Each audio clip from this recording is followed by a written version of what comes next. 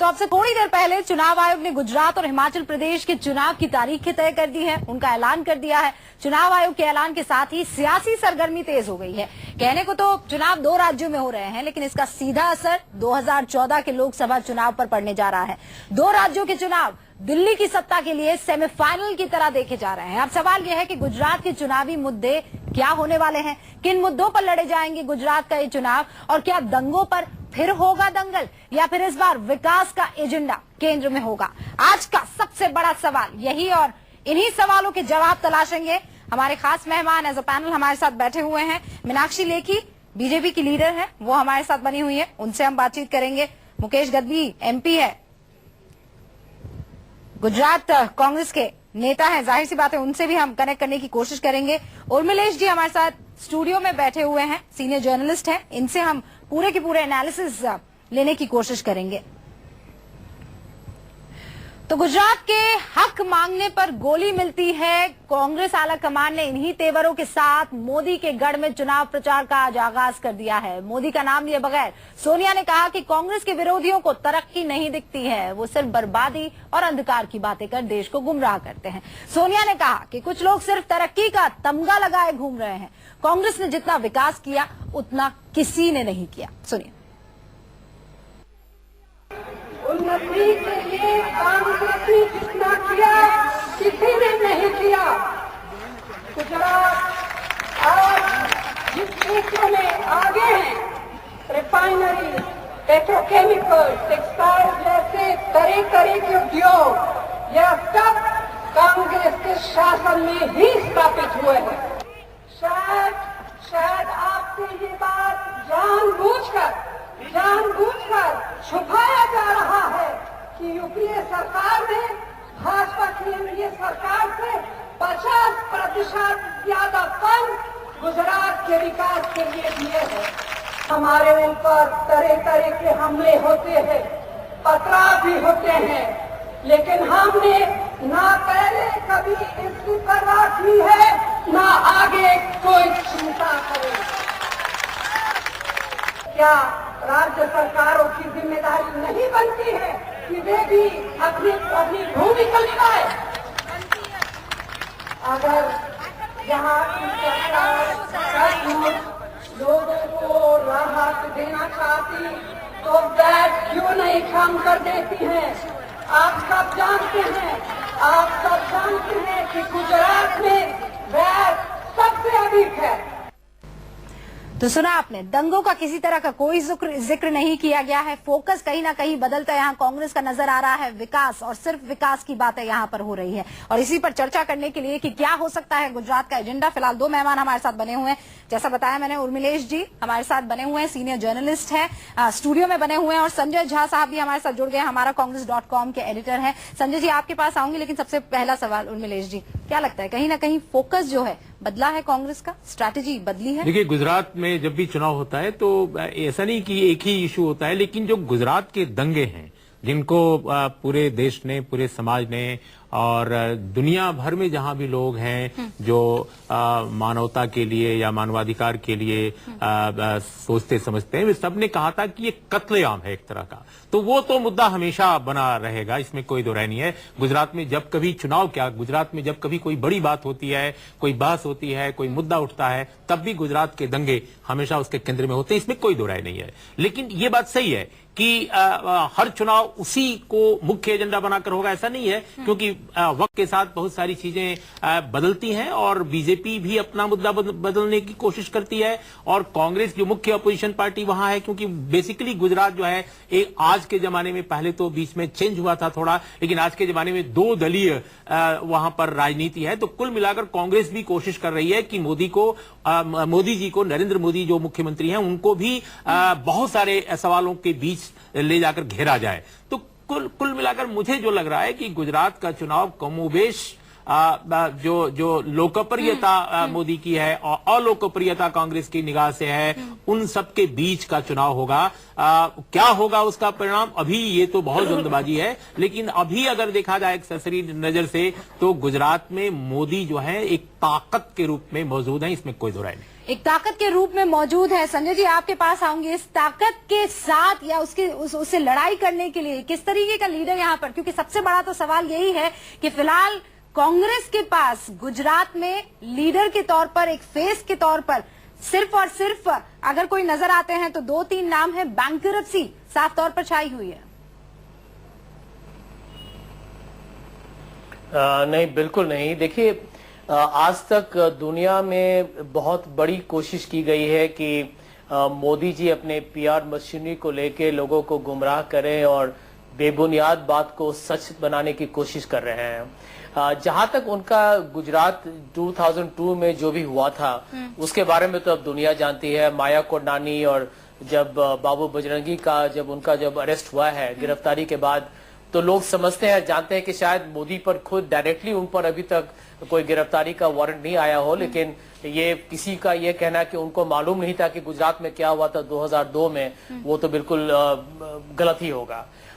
अभी उनकी कोशिश यही रही है कि वो दुनिया को ये बताएं कि विकास और भ्रष्टाचार के विरुद्ध उन्होंने बहुत बड़े कदम उठाए हैं। लेकिन आज यही दुनिया को बताना बहुत जरूरी है कि जो विकास के बारे में जो भी स्टेटिस्टिक जो गुजरात सरकार आज सबके सामने पेश करने की कोशिश करती है, उसमें बहुत सारी गलतियां हैं।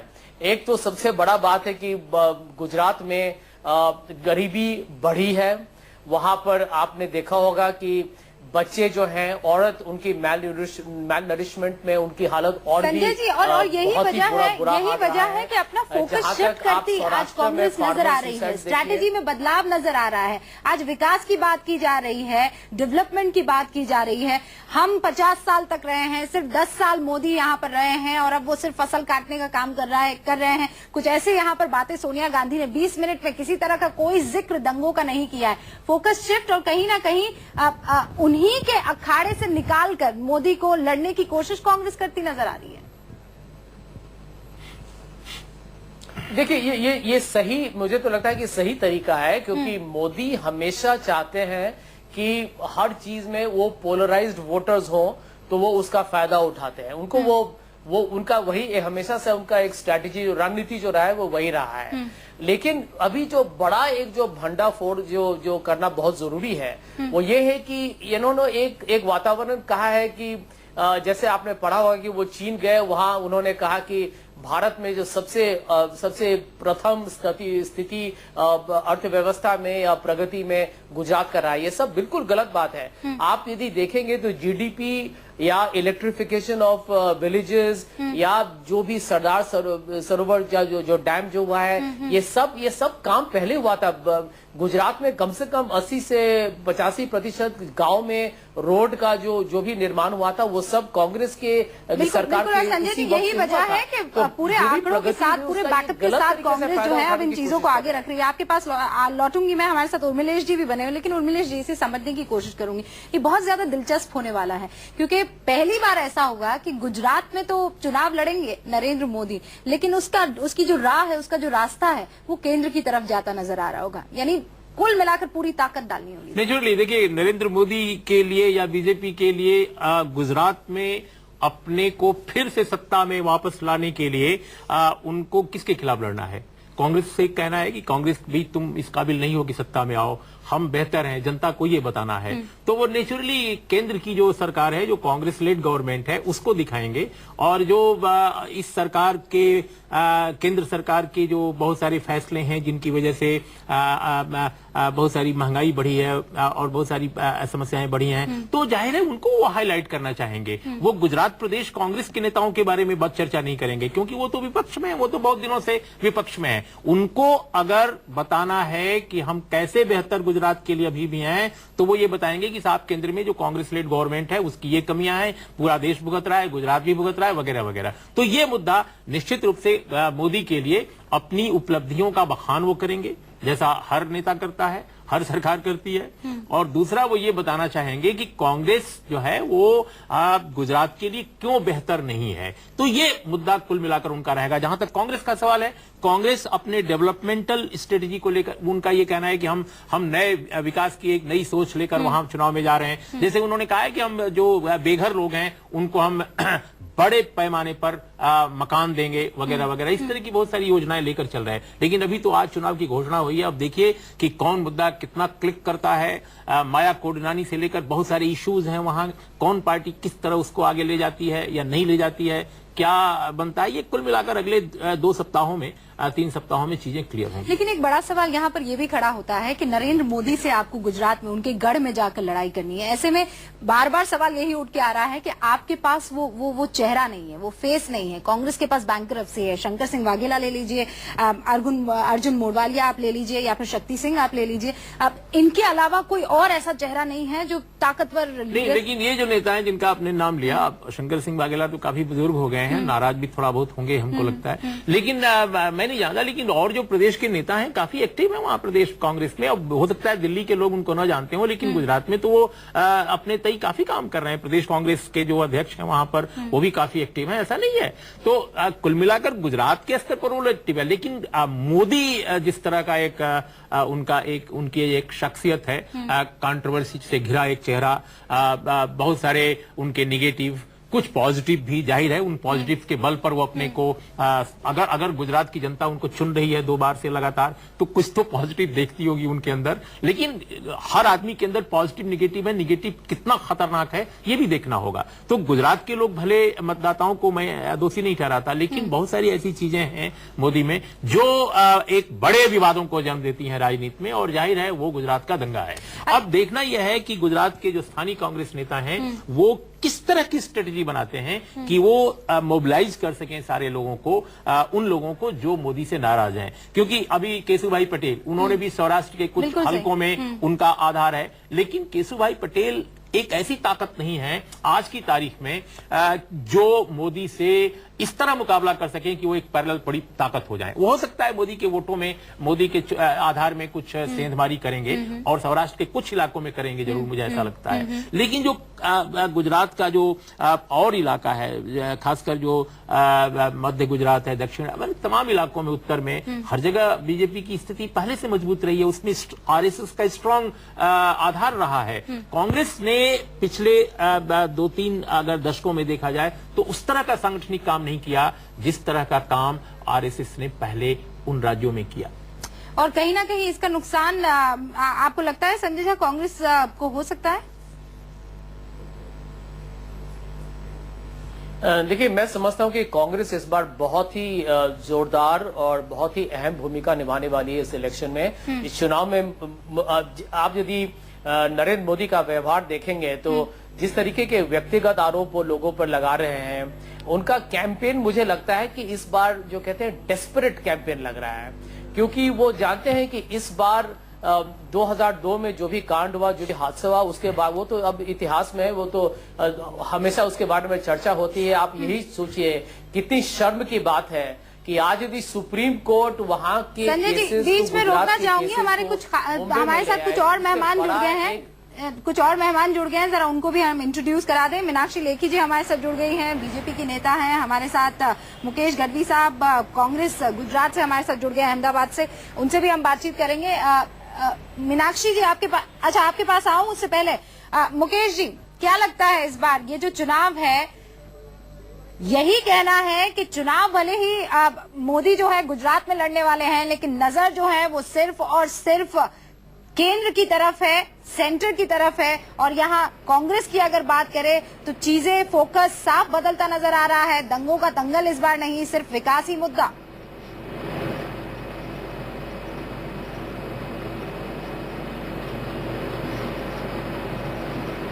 मुकेश जी, मेरी आवाज अब तक पहुंच रही है? हाँ जी, सुनाई दे रहा है थोड़ा बहुत जी। आपसे सिर्फ यही पूछना चाह रही हूँ कि आज जो सिर्फ जी, आपको मेरी आवाज आ रही है मुकेश जी? हाँ, आ रही है आवाज आ रही है जी। आज सोनिया गांधी जी, बताइए। सोनिया गांधी पहुंची राजकोट, 20 मिनट लंबा उन्होंने भाषण दिया, लेकिन किसी तरह से किसी नेता का कोई जिक्र नहीं, मोदी का जिक्र नहीं, जो लगातार उन पर आरोप लगाते जा रहे थे। 1880 करोड़ यहां पर उन्होंने खर्च किए हैं, तमाम तरह की बातें, आरोप लगाए गए, लेकिन मोदी का किसी तरह का कोई जिक्र नहीं। बात सिर्फ और सिर्फ विकास की। जाहिर सी बात है, स्ट्रैटेजी में बदलाव, रणनीति में बदलाव कांग्रेस ने सोच रखा है, चलना किस तरीके से है।